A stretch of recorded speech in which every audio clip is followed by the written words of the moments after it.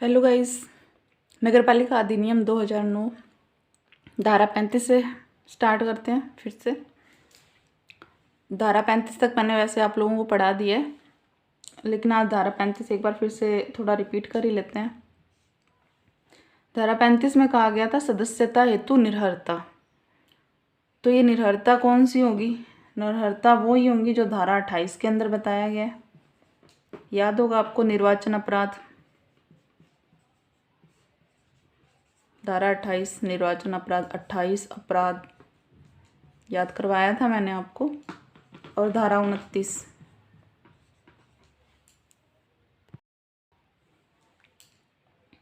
भ्रष्ट आचरण। इन दोनों धाराओं के में अगर कोई व्यक्ति निर्लिप्त पाया जाता है, जैसे निर्वाचन के समय कोई अपराध करते हुए पाया गया या किसी भ्रष्ट आचरण से संदिग्ध पाया गया, तो वो उस व्यक्ति की सदस्यता खत्म हो जाती है। उसे निर्हर्य इस व्यक्ति को सदस्यता के लिए अयोग्य घोषित कर दिया जाता है। तो ये निर्भरता अवधि कितनी होगी? 6 वर्ष की होगी। निर्भरता की जो अवधि होगी वो 6 वर्ष की होगी। अब देखिए 6 वर्ष का मतलब क्या हुआ कि वो कम से कम 2 चुनाव में पार्टिसिपेट नहीं कर सकता। 2 चुनाव में क्यों? क्योंकि चुनाव हर 5-5 साल के बाद में होते हैं। ठीक है, तो यहाँ तो उसने पार्टिसिपेट नहीं कर सका क्योंकि वो 6 वर्ष के लिए था। तो 5 वर्ष के बाद में जस्ट छठे वर्ष में फिर से चुनाव होंगे, तो वो फिर से अयोग्य होगा। तो मतलब इन 2 चुनाव में वो पार्टिसिपेट नहीं कर पाएगा और यहाँ पे कर पाएगा। तो मतलब कम से कम 10 साल के लिए वो अयोग्य होगा। तो आपको ये ध्यान में रखना है, याद यही रखना है, 6 वर्ष निर्भरता की जो अवधि होगी वो 6 वर्ष होगी।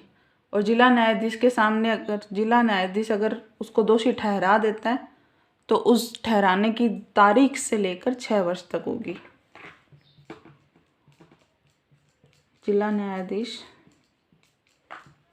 के दोषी ठहराने के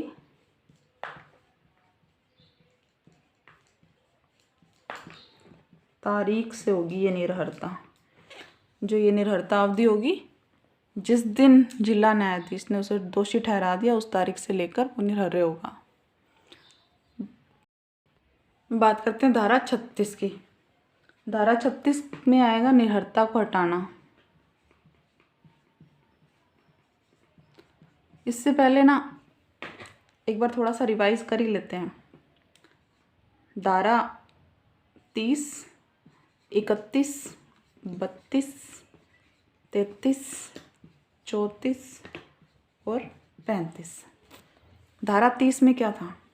धारा 30 में था सिविल न्यायालय जो थे ना, सिविल न्यायालय की आधिकारिकता को ख़त्म करना। मतलब कि सिविल न्यायालय की आधिकारिकता नहीं होगी। कहाँ नहीं होगी? वार्ड परिसीमन में नहीं होगी। ठीक है। 31 में था निर्वाचन याचिका।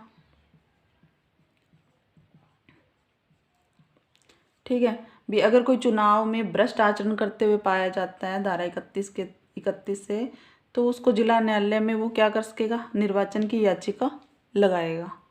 ठीक है, और वो कब तक लगाएगा? 1 महीने के अंदर अंदर लगाएगा। 1 से याद रखना था, 1 महीने के अंदर अंदर निर्वाचन याचिका लगाएगा। ठीक है, उसके बाद 32 के अंदर वो हाई कोर्ट में जाएगा, हाई कोर्ट में अपील करेगा इसके जिला न्यायाधीश के आदेश के विरुद्ध हाई कोर्ट में। और धारा 33 के अंदर वो क्या करेगा? सभी जो धारा 33 में क्या था कि सभी जितने भी मतलब कि सदस्य थे, सभी सदस्यों का निर्वाचन रद्द होने की स्थिति में,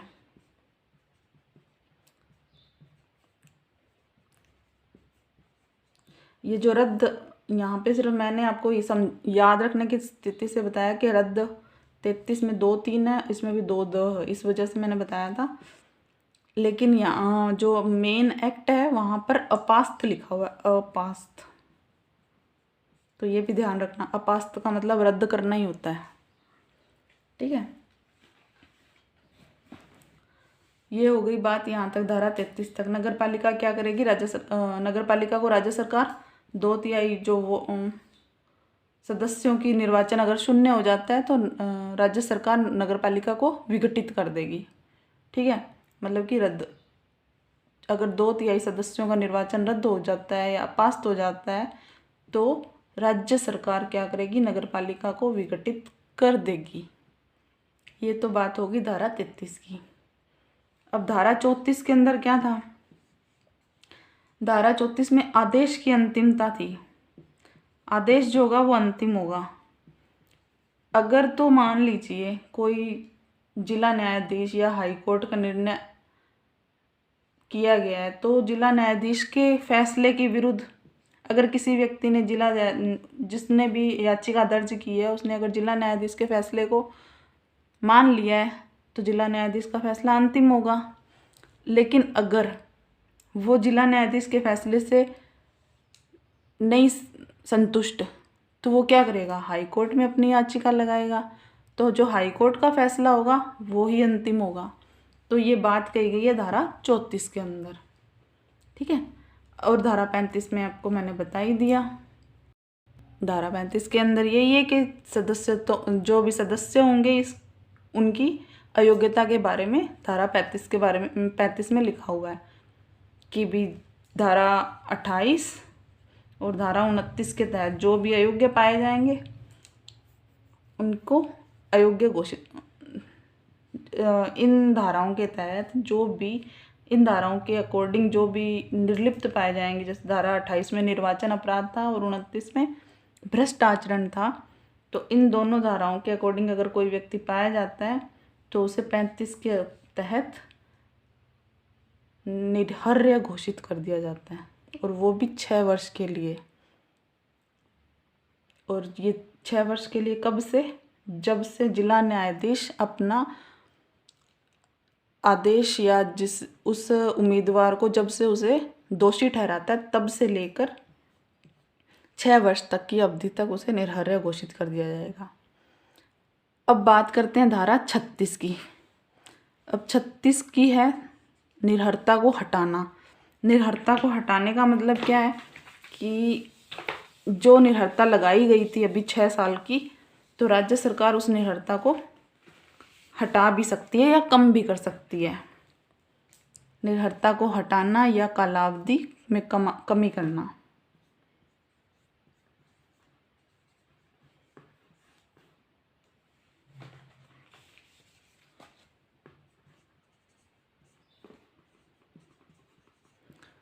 अब इसको याद कैसे रखेंगे, जैसे 36 का आंकड़ा नहीं होता, कुछ लोगों के बीच में 36 का आंकड़ा ही रहता है। मतलब किसी किसी के संबंध इतने ज़्यादा ख़राब हो जाते हैं, उनके 36 का आंकड़ा इतना ज़्यादा हो जाता है कि संबंध सुधरते ही नहीं है। तो जो समझदार लोग होते हैं वो यही कहते हैं कि भाई अपने इस आचरण को थोड़ा सुधारो, अपने रिलेशन को थोड़ा सा अच्छा बनाओ। तो ये बात भी धारा 36 ही करती है। धारा 36 कह रही है कि निर्हरता को हटाया जाना। जो 6 वर्ष की या अनिर्हरता इस पर लगी थी, तो राज्य सरकार को अगर लगता है कि इसकी निर्हरता में कमी करनी चाहिए, इसकी अयोग्यता में कमी कर देनी चाहिए, तो वो हटा देते हैं बीच में भी विशेष कारणों से।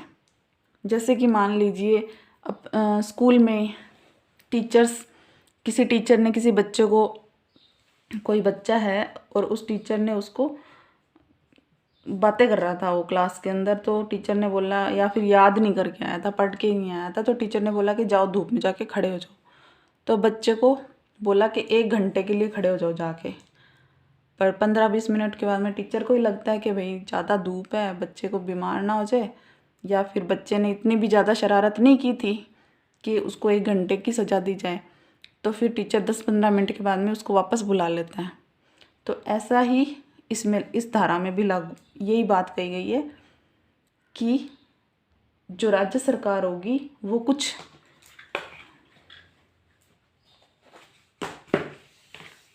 लेखबद्ध कारणों से राज्य सरकार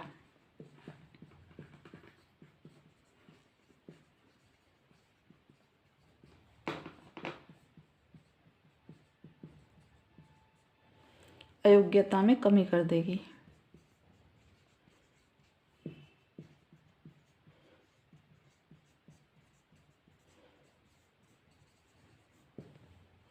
ठीक है। अब बात करते हैं धारा 37 के बारे में। 37 में लिखा हुआ है पद की शपथ। इसको याद कैसे करेंगे? 37 में 3 और 7, जैसे 3 लोग साथ साथ आओ, 3 लोग साथ साथ शपथ लो। साथ साथ आएंगे तो शपथ लेंगे साथ रहने की, ठीक है। तो 3 शपथ भी 3 ही अक्षरों का है, तो आप इस तरह से याद रख लीजिए जैसे भी है। तो पद की शपथ की बात की गई है धारा 37 में। 37 शपथ। तो ये शपथ लेंगे किसके सामने?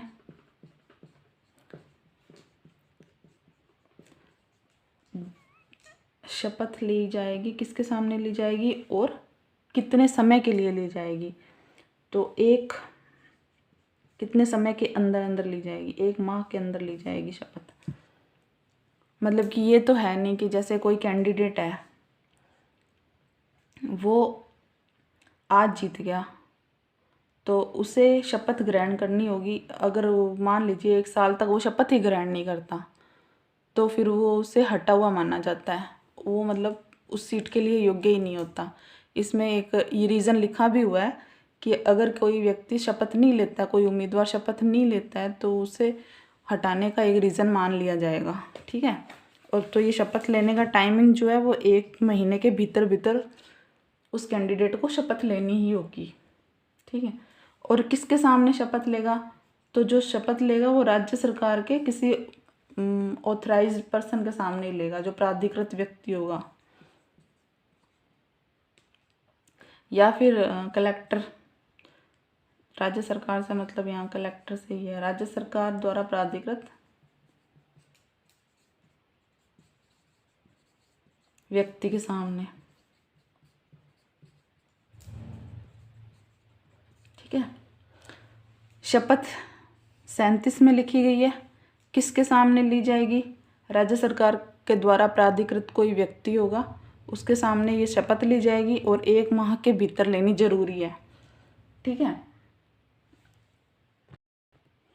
अब आपके दिमाग में ये बात आ रही होगी कि मान लीजिए कोई व्यक्ति है, उसने 1 महीने के भीतर भीतर में शपथ नहीं ली किसी रीज़न से, तो क्या होगा? तो उसे सीट से हटा हुआ माना जाएगा या उसे हटा दिया जाएगा, ठीक है। लेकिन कुछ कंडीशन ऐसी होंगी जिसमें कि छूट के प्रावधान भी हैं। तो वो कंडीशन क्या होंगी? एक तो होगा विचाराधीन कैदी के साथ में। अब आप सोचेंगे कि विचाराधीन कैदी कैसे मतलब कि उम्मीदवार हो सकता है या कैसे ये चुनाव लड़ सकता है? तो 2 तरीके के कैदी होते हैं, एक तो जो अपराध करते हैं और एक जो संदेह के घेरे में होते हैं। तो दोनों तरह से इन लोगों को कैद कर लिया जाता है। या फिर ऐसे भी हो सकता है कि कुछ ऐसे कैंडिडेट होते हैं जो मतलब कि किसी छोटे मोटे मामले में, जैसे थोड़ी बहुत मार पिटाई के मामले में ही कोई 1-2 महीने के लिए जेल में चले जाते हैं। तो ऐसे कैंडिडेट होते हैं विचाराधीन कैंडिडेट। ये इन लोगों को 1 महीने की छूट मिल सकती है, 1 महीने के अलावा छूट मिल जाएगी, ठीक है। इसके अलावा राजनीतिक रूप से जो निरुद्ध होंगे वो भी,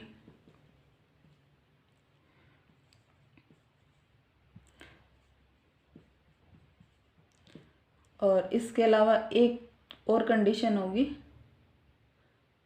जो कि राजनीतिक कैदी होंगे।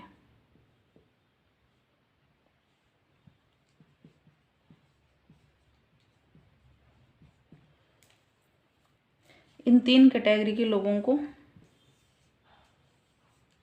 1 माह के अलावा छूट मिली हुई है कि ये कभी भी शपथ ले सकते हैं, ठीक है। 1 माह के ज़्यादा समय में शपथ ले सकते हैं। अब बात करेंगे धारा 38 की। 37 समझ में आ गई होगी। 37 पद की शपथ किसके सामने? राज्य सरकार द्वारा प्राधिकृत व्यक्ति के सामने या फिर 1 महीने के अंदर अंदर उन्हें शपथ लेनी होगी और छूट मिलेगी विचाराधीन कैदी को, राजनीतिक निरुद्ध को और राजनीतिक कैदी को, जो राजनीतिक रूप से किसी राजनीतिक मामले में कैद में होगा उसे। ठीक है। धारा 38 में लिखा हुआ कि त्यागपत्र। अब ये त्यागपत्र कौन देगा, किसको देगा? तो जो सदस्य होंगे वो अध्यक्ष को देंगे अपना त्यागपत्र। ठीक है। अब ये तो है नहीं कि जैसे आज त्यागपत्र लिख के दे दिया और कल वो पदमुक्त हो जाएंगे, ऐसा नहीं होगा। इसके लिए भी कुछ कंडीशंस लगी हुई हैं। जैसे त्यागपत्र की जो स्वीकृति होगी,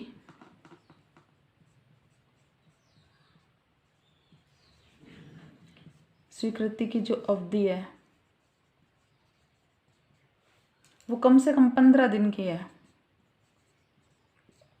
देखिए, या तो मान लीजिए कि जो कोई सदस्य ने त्यागपत्र दिया तो अध्यक्ष ने 7 दिन के अंदर अंदर, या तो अध्यक्ष जो है 7 दिन के अंदर अंदर मान लेता है और उसे अपदस्थ कर देता है। अगर अध्यक्ष ने कुछ नहीं कहा, कोई जवाब नहीं दिया, तो क्या होगा, 15 दिन के बाद में वो अपने आप ही पदमुक्त समझा जाएगा। ठीक है। या फिर इसके अलावा एक कंडीशन और भी है, जो कार्यपालक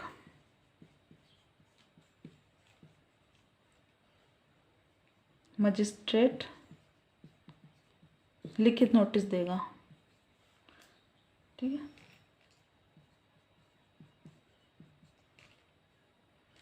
कार्यपालक मजिस्ट्रेट के द्वारा अनुप्राणित नोटिस, किसको दिया जाएगा ये नोटिस? अध्यक्ष को। और उसके बाद में ही त्याग पत्र, मतलब कि उसे सीट से अपदस्थ किया जा सकता है, मतलब उसने त्याग कर दिया। जैसे कि मान लीजिए कोई एमएलए है, ये विधानसभा के अध्यक्ष को देगा, या फिर कोई आईएएस अधिकारी है, आईएएस अधिकारी मुख्य सचिव को देगा अपना त्यागपत्र। धारा 39 कहती है सदस्यों को हटाए जाने की क्या प्रक्रिया होगी। देखिए, धारा 36 के अंदर तो निर्भरता हटाई गई थी, 35 के अंदर तो सदस्यों की सदस्यता के लिए निर्भरता बताई गई थी, 36 में निर्भरता को हटाने की बात की गई है। धारा 37 शपथ की बात की गई है।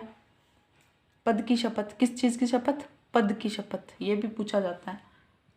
37 के बाद में धारा 38 कहती है कि उम्मीदवार जो होगा वो त्यागपत्र देगा। किसको देगा? जो सदस्य होगा वो अध्यक्ष को देगा। धारा 39 कहती है कि अब किसी सदस्य को हटाया जाना है तो उसके हटाए जाने की प्रक्रिया क्या होगी। तो ये बात करते हैं धारा 39 में। इसको थोड़ा माइंड में भी याद करने की कोशिश किया कीजिए ताकि याद हो जाए। तो इसको हटाने का आधार होगा, अगर कोई भी सदस्य है वो 3 महीने तक एब्सेंट रहता है, अनुपस्थित रहता है, मतलब कि, तो उसे हटाया जाएगा। ठीक है। या फिर आपको पहले मैंने बताया था 37 में उसने शपथ ही ना ली हो 1 माह के भीतर, तो भी उसे हटाया जाएगा। फिर इसमें कुछ धाराएं हैं 14, 21 और 24। अगर आपने पीछे की क्लासेस ढंग से पढ़ी हैं तो आपको उनकी निर्भरताएं के बारे में याद होगा कि कोई भारत का नागरिक ना हो। मान लीजिए कोई पहले से भारत का नागरिक था और वो अगर अब विदेश में जाके रहने लगा, उसने वहाँ की नागरिकता ले ली है, तो ये नागरिक यहाँ का नहीं समझा जाएगा। ऐसे कुछ पागल हो, दिवालिया हो, ऐसी कुछ भी निर्भरताएं थी जो इसके अंदर शामिल की गई हैं धारा 39 में, 14, 21 और 24 की धाराओं के तहत।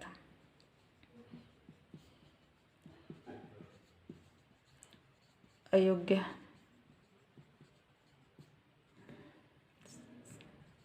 ठीक है, अब ये तो बात हो गई कि इसको हटाए जाने की क्या प्रक्रिया रहेगी, कि वो 3 माह तक सी कार्य के लिए आया ही नहीं हो, कार्य करने के लिए आया ही नहीं हो नगर पालिका में, उसने दर्शन ही ना दिए हो, शपथ भी नहीं ली हो, या फिर उसने 14, 21 और 24 की धाराओं के तहत वो अयोग्य पाया गया हो, तो ये तो बात हो गई उसकी हटाए जाने की प्रक्रिया के बारे में। तो अब क्या सीधे डायरेक्ट ही हटा दिया जाएगा? नहीं, क्या होगी, जांच होगी बकायदा। और जांच करवाएगा कौन? राज्य सरकार करवाएगी।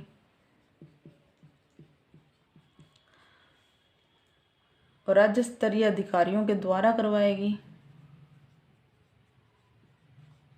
ऐसे वैसी जांच नहीं होगी, इसके अंदर राज्य स्तरीय अधिकारी जो होंगे वो जांच करेंगे खुद। और करवाएगा कौन?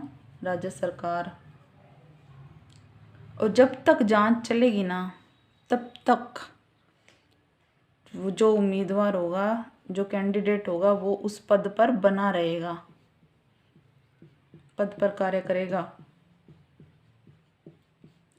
अगर मान लीजिए जांच में कुछ भी उसके वो अयोग्य साबित नहीं होता है, तो क्या होगा, वो अपना कार्य सुचारू रूप से वैसे ही करता रहेगा।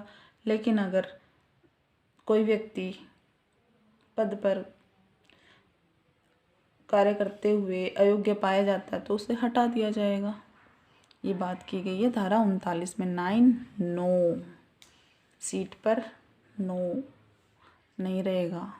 ठीक है, धारा 40 बात करती है पदावधि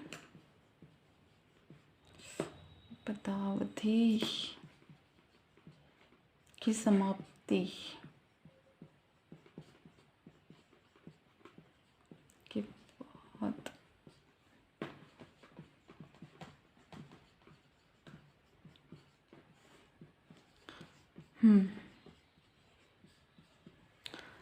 धारा 40 क्या बात करती है कि पदावधि की समाप्ति के बाद अभिकथनों की जांच। तो इसका क्या मतलब होता है? इसका मतलब है कि अगर कोई सदस्य है, कोई कैंडिडेट है, ठीक है, वो कैंडिडेट उसने अपना कार्यकाल तो पूरा कर लिया,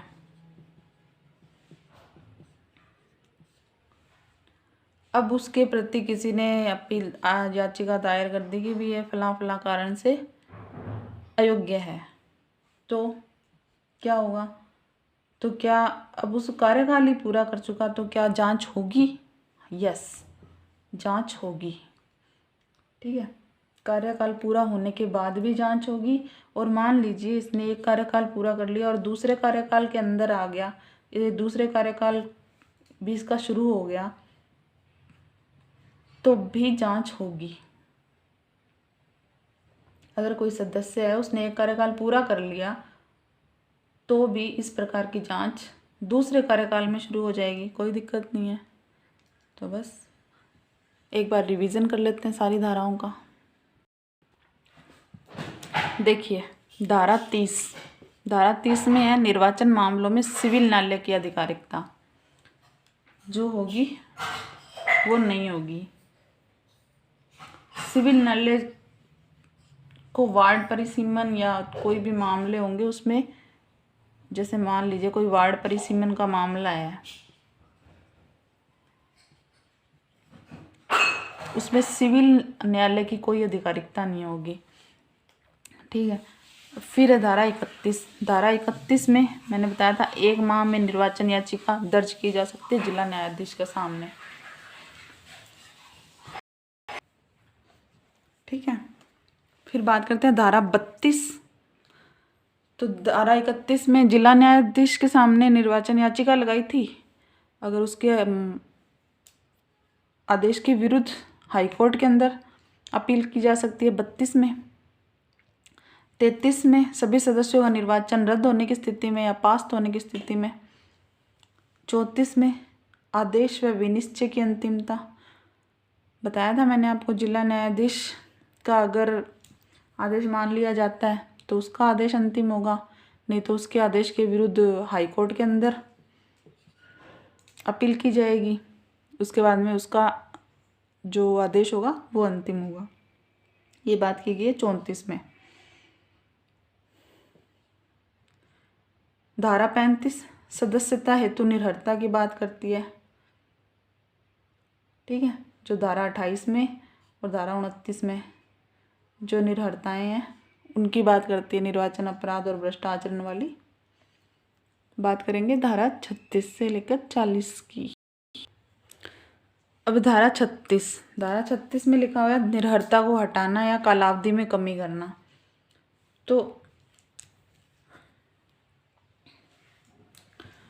निर्भरता को हटाएगा कौन? 36 में राज्य सरकार हटाएगी। 36 का आंकड़ा याद कीजिए, बात बताई थी मैंने आपको। संबंधों को सुधारना है तो राज्य सरकार भी सोचती है भाई सदस्य को ज़्यादा लंबी सज़ा दे दी है, 6 साल की नहीं देते, थोड़ा कम कर देते हैं, तो कम भी कर सकते हैं, ठीक है। निर्भरता को हटाएगी कौन? राज्य सरकार हटाएगी।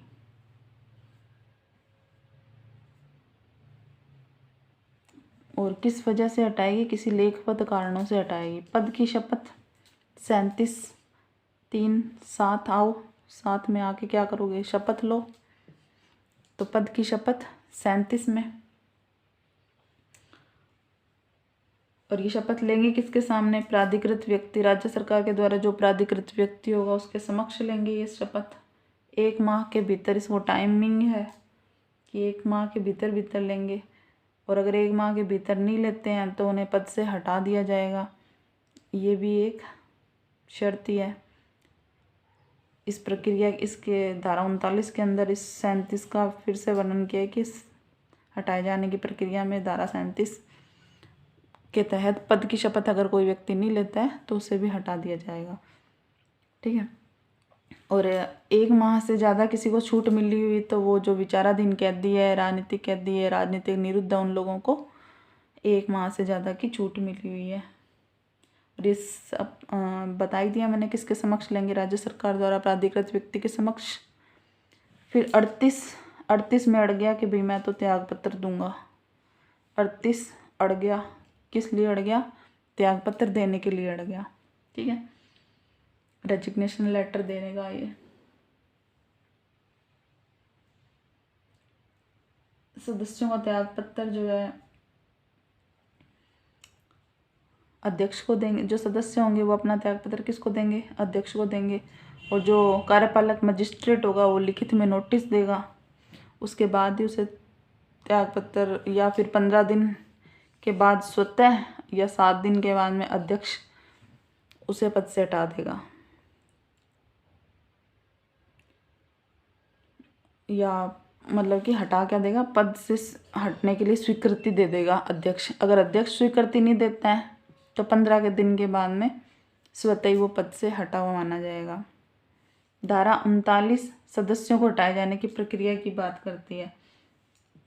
तो 3 माह के भीतर अगर 3 माह तक कोई व्यक्ति अनुपस्थित रहता है, उसने शपथ ही नहीं ली, ठीक है, 37 के अकॉर्डिंग शपथ भी नहीं ली, या फिर 14, 21 और 24, 14, 21, 24 इन धाराओं के तहत अयोग्य पाया जाता है तो ऐसे व्यक्ति को हटा दिया जाएगा। और क्या सीधे ही हटा दिया जाएगा? नहीं, राज्य सरकार हटाएगी। कैसे हटाएगी? राज्य सरकार राज्य स्तरीय जो अधिकारी होंगे उनसे जांच करवाएगी बाकायदा, और जांच के बाद ही हटाएंगे। और जांच, जब तक जांच चलेगी तब तक वो सदस्य, जो भी सदस्य होंगे वो अपने कार्य सुचारू रूप से करते रहेंगे। धारा 40 में कहा गया पदावधि की समाप्ति के बाद अभिकथनों की जांच। मतलब कि अगर किसी का कार्यकाल खत्म हो गया है, किसी ने अपना काम 5 साल निकाल दिया आराम से, और उसके बाद में उस पर कोई याचिका दायर की जाती है तो क्या की जा सकती है? यस, की जा सकती है। उसके कार्यकाल के ख़त्म होने के बाद भी की जा सकती है। और अगर उसने एक कार्यकाल ख़त्म होने के बाद में दूसरे कार्यकाल में वो प्रवेश कर जाता है, दूसरा कार्यकाल शुरू भी हो जाता है, या उसके बीच में भी उस व्यक्ति पर जांच की जा सकती है, ठीक है। धारा हो गई 40 अपनी। कल आपकी 41 से 50 तक करवाने के मैं पूरी कोशिश करूँगी। आज भी मैंने आपको पीछे का पूरा रिवाइज भी करवाया है। देखिए, आप लोगों को क्लास देने के लिए बहुत मेहनत करनी पड़ती है। ये देखिए, मैं खुद भी बहुत नोट्स वगैरह बनाती हूँ, बहुत इजी लैंग्वेज में उसको लिखती हूँ, उसके बाद में आप लोगों को मैं इस क्लास दे रही हूँ। तो आप लोग मेरी मेहनत को समझिए और वीडियोस को ज़्यादा से ज़्यादा लाइक, शेयर और सब्सक्राइब कीजिए। Thank you. नेक्स्ट क्लास कल मिलेगी आप लोगों को।